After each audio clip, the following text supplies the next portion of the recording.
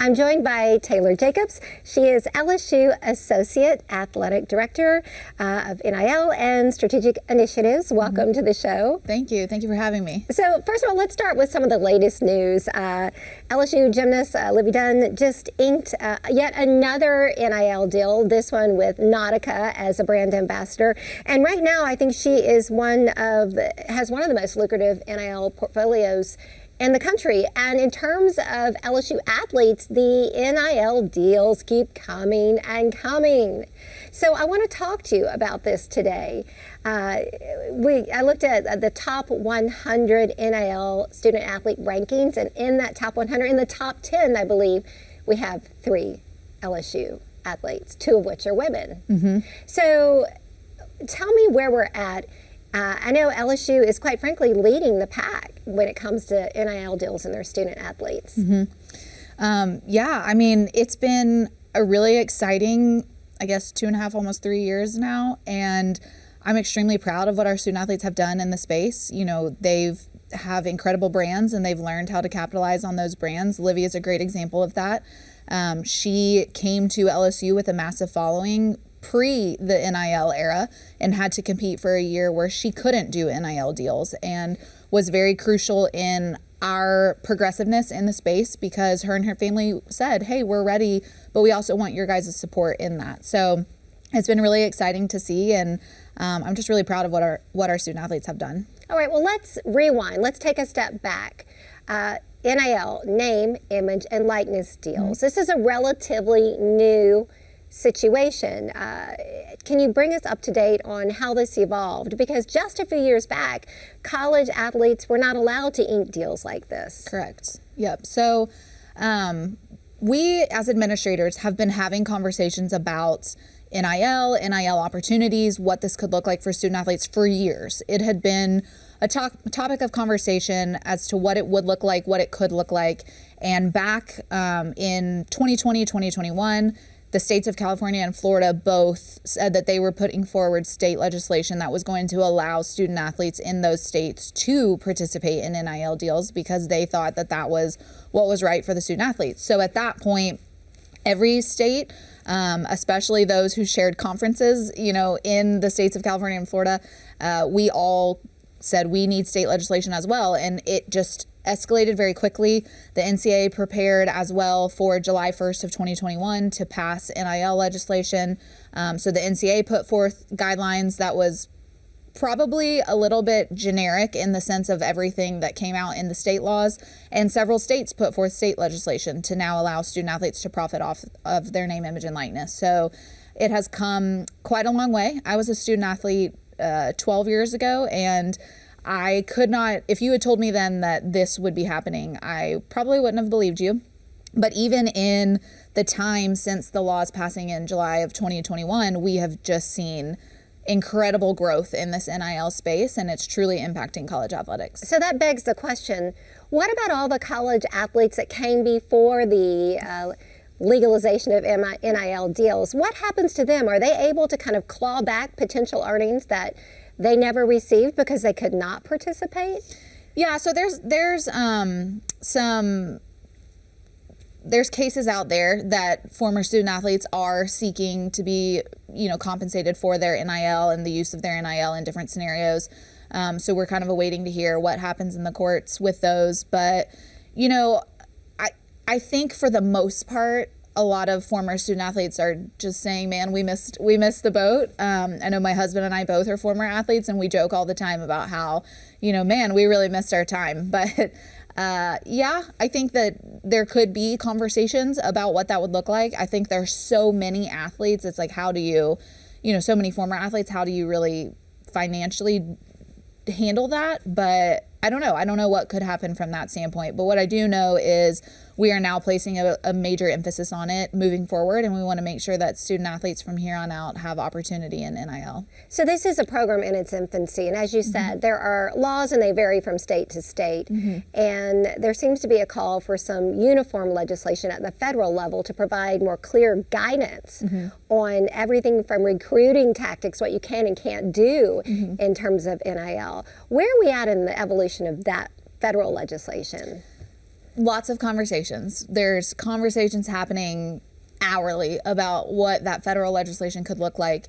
We've been heavily involved from just the state of Louisiana's perspective and providing guidance as to what we are seeing on campus. And we've had several conversations with legislators across the country. But, I think it's such a massive thing, and every institution has experienced something so different that we are all bringing forth these, well, we need this and we need to think about this. And it's a big task to write a federal law that's going to encompass everything that every institution in every state truly wants. And, there's other bigger conversations out there surrounding athletics when it comes to healthcare and all those kind of things. And so legislators are trying to determine if the opportunity is there to tie all this together or if it's not. So there's a lot of conversation happening. I don't really know that legislation is going to be passed in the near future. And then we're coming up on a presidential election. So that's going to, take precedent over a lot of things. So, we'll see. But what I do know is conferences in the NCAA, we're having very serious discussions as to what do we need to do to help even the playing field, make sure that we're all providing the same resources, that we're all maximizing opportunity. And so, we'll see what we're able to bring of that. So what challenges and opportunities has the evolution of these NIL deals presented in terms of recruiting student athletes to LSU? Yeah, I think the biggest thing for us, our senior administration is incredible. Our AD is very forward thinking. I think that's why we were at the front lines of NIL. If you look back to July 1 of 2021, there were schools across the country that were kind of like, NIL, it might be taboo, whereas we had a billboard in Times Square basically saying we're LSU and we support NIL and we're the real deal is actually what the billboard said. So we have been fortunate enough that we've been able to capitalize on that and tell student athletes that are incoming to LSU, we support NIL and we want to make sure that you find opportunity and that you have the chances to engage with businesses, and how can we help you target those opportunities, maximize those opportunities. And that conversation alone has been great, because just in talking with parents, sometimes they'll say, we went to other schools and they're not at the same place that LSU is. And not to say they're not going to get there, but it's different when we have a department. I probably have one of the larger NIL staffs in the country, and the coaches can tell recruits that, we have a team here that's here to support you and here to help you. And that's just very different than what's happening across the country right now. Let's help viewers understand how your role, LSU's role with NILs. You're not the agent. You're not out there repping the student athlete to help them get these deals. Tell us what you do. So the biggest thing with what our department does is we focus on education, branding, and opportunity. Those are our three words that kind of encompass NILSU. Education, because everything we do needs to be educational, and our student athletes need to understand what's going on, because literally overnight it changed, and we used to tell them you can't accept a free cup of coffee from someone, and now you can if we make it an NIL deal, right? So how are we educating? How are we making sure they truly understand what an NIL deal is, how they can capitalize on it? And then branding. NIL is an opportunity for someone to capitalize on their personal brand. So how are you growing your personal brand? What are you doing with your personal brand that's going to make a business want to work with you? So helping them maximize their brand, understand their brand. You got to remember, this is 18 to 22-year-olds. I didn't know my personal brand at 18. And many of them are getting to campuses now and saying, okay, I want to do deals. Okay, well, it helps to understand you and who you are. So we're educating on that. And then as far as the opportunity component, it's more about teaching them outreach and teaching the student athletes, okay, create your list. What are your goals? Who are the people that you want to work with ideally that aligns with your brand? And how can we help you reach those goals? So if it's helping you craft, what you're going to say to introduce yourself to a business, we'll help you create the perfect pitch and educate you on how to pitch yourself to someone. It's once you get the acceptance from the brand, now what? Understanding your value, okay, let's sit down. Let's look at your social media. Let's look at everything the brand's asking of you. Are you having to spend 10 hours doing photo shoots and video shoots? And what is that going to look like with your schedule? And you should be compensated for that time. So it's all those things, making sure they understand the full scope of the NIL deal. Because I think initially, most athletes, when it all happened, they were like, oh, great, I can get free product and I can do things. But as you mentioned earlier, we have a lot of high profile student athletes in the NIL space, and they're seeing massive commercial shoots and media shoots and appearances, and they're flying across the country. And, sometimes they'll say like, wow, this is a lot. I mean, it's a job to be an influencer, and that's what they're doing. So how can we help them manage that? And that's really what my staff is here for. Is there concern among LSU athletics that these NIL deals are going to become or have become a distraction from the game itself? I mean, the student athletes come to campus with two jobs. Number one, they're athletes, right? And that is a full-time job. Number two, they're students. And now number three, they're brand ambassadors, social media influencers. That's a third job. Exactly. And that's really what we say in our recruiting presentation, right? Like, you're a student, you're an athlete, but now you have this opportunity to grow your personal business. We always have conversations about, is this going to impact the game? When I say I'm so proud of our student athletes at LSU, it's because I truly have seen them all say, I'm here to play a sport and I'm getting these opportunities because of my sport. So I need to focus on my sport. I mean, sure, we've seen some that are overwhelmed and it's time demanding and, they have to take a step back for a second. But at the end of the day, they have still truly chosen to focus on their sport. And that's a lot of what we say to them, right? A lot of people think NIL is just very transactional, but we view it as being transformational. And this is an opportunity for these student athletes to be prepared for that next step in life. If you think about many of our student athletes, 95% of them aren't going to go to the professional level. 90%, whatever the crazy percent is. I mean, I was a student athlete. I did not turn pro. I had to go into the working world and, figure out how to do things and how to negotiate for myself when getting a job. And we really try to educate them on that as well when we're working with them on NIL. So it's not just about the NIL deal and what you're doing, but it's also about that relationship that you're building and this brand that you're working with. Is this someone that you'd want to stay in contact with, that you could potentially work for after you graduate? And you want to make sure you maintain a positive relationship with these brands from that perspective.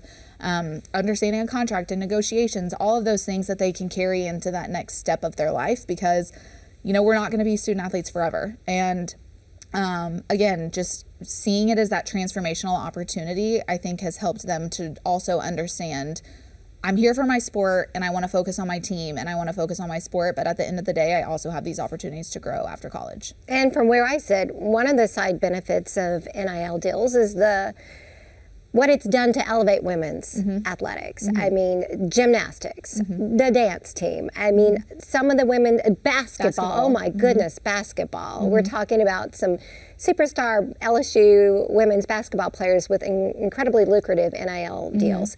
What it has done for women's sports at LSU, I want to hear in your own words what you've seen, what you've witnessed.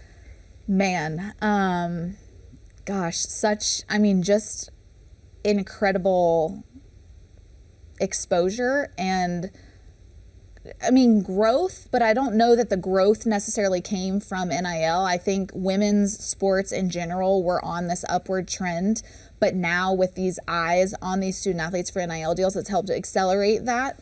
I think we have incredible coaches in our women's programs who we're already taking women's sports to the next level, right? But NIL has drawn a new set of eyes to these programs, and that is what is cool, because we say all the time when we're coming up with creative campaigns and marketing campaigns, we want to target a new viewer. And I'm sure there's a ton of people who follow Livy Dunn on social media who probably had never watched a collegiate gymnastics meet. And now they're like, wow, ESPN is airing collegiate gymnastics on Friday night and viewership is going up. The Final Four at women's basketball last year, the national championship at women's basketball. I mean, it is crazy what Coach Mulkey has done with that program from an athletic standpoint, but then also think about these additional eyes because people are following Angel Reese and Flau'jae Johnson, and it's just really cool to see this new viewership that's coming in and this new excitement surrounding women's sports because of, that increased exposure through NIL. Earlier in your interview, you said that LSU kind of got out front with the evolution of NIL deals. Mm-hmm. Is that why you think LSU has become a leader? I mean, literally, our LSU athletic program is leading the nation, reeling in these big NIL deals for athletes in all sports. I think it's a piece of it because, from the beginning, I was sitting there saying, how can we help them, right? How can we find opportunity? What can we do for them? I think, as I keep saying, I know I toot the horns of our student athletes all the time, but it's like I have this proud mom moment all the time. But we have that high profile group as well that came into a now elevated program, and those two things together, I think, helped really maximize things. I don't think that LSU made Livy who she is, or Angel or Flau'jae. I think they already had these incredible platforms and we just helped them elevate it.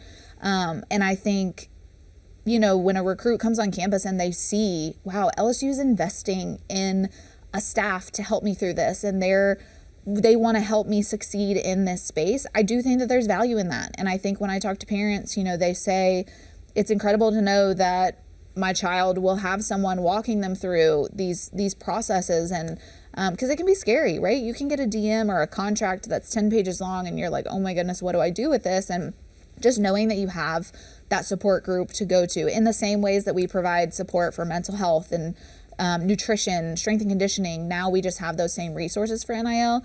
And I think it's just allowed us to continue to build and say, we're proud of it. We're proud of our student athletes and we're here to help them. So before we go, I have two more questions. One of them is, are these deals public record? Do the coaches know how much their student athletes are making? Who's privy to this? Does LSU know? So we do know. Per the state law, it's required that the student athletes disclose. So we have a system that they're able to go in and disclose it privately to where basically my staff will see it. And the purpose of that at the beginning was really to ensure that they're not doing a deal with a company in a prohibited category. We kind of know who they're working with so that we, again, can help protect them in any kind of scenario that comes up. If there's a brand that we know of that might bring harm rather than good, so we keep it for those purposes. The coaches have access to certain information from the standpoint of what's the percentage of their team that gets involved in NIL, how much, how active are their athletes in NIL. We try to make sure they have all of that information, but unless the student athlete grants permission, we don't share specific numbers. A lot of times the student athletes have relationships with their coaches where they might do that on their own, but we let them decide that. We did actually, when we amended the state law, we made sure that there was protection specifically related to the student athletes deals from the public record request because of, it's a safety issue, right? We have, as you've mentioned, several female student athletes who are high profile, and I just didn't love the idea that the community would know exactly how much they were making and make them a target. Now, if they choose to share that information, they choose, but that is kind of how we handle it right now. All right. Well, before we go, final thoughts. What's new? What's next in the evolution of NIL deals as it pertains to LSU? Man, new and next. I feel like we're trying to come up with new and next every day because we want to stay at the forefront. But, next, we are continuing to create unique ways to educate. I know I mentioned we've had several different events that help with the networking and building relationships, but trying to really hone in on some more specific NIL related things. So if it is a specific influencer marketing course that our student athletes could take, or if it's more one-on-one time with agents, trying to introduce them to potential agents that they can work with and network with. We want a transparent conversation happening around that because we want to make sure they are comfortable with an agent, they're not being taken advantage of. So how can we help educate in that space? So just really taking our education to that next level. That's a really big focus of ours right now. And then, just in general, what is this change going to bring to college athletics, and how are we staying out ahead of that, and making sure that at the end of the day, our student athletes, as an administrator, they're our priority, and we want to make sure they have opportunity and they're finding these transformational experiences during their time. So continuing to grow that. All right, and congratulations. I believe word's out that there will be a documentary on LSU's NIL deals on Amazon Prime. Yes, so, yes, we're very excited. Awesome. It'll be really cool. I think, just to see the story play out of NIL. There's a lot of NIL narratives around and what's happening and who's doing what, and this will actually allow one to play out on screen. So we're excited. All right. Well, thank you so much, Taylor Jacob, for joining us here and sharing all of your insight on the future of NIL deals and LSU athletics. Thank you for having me.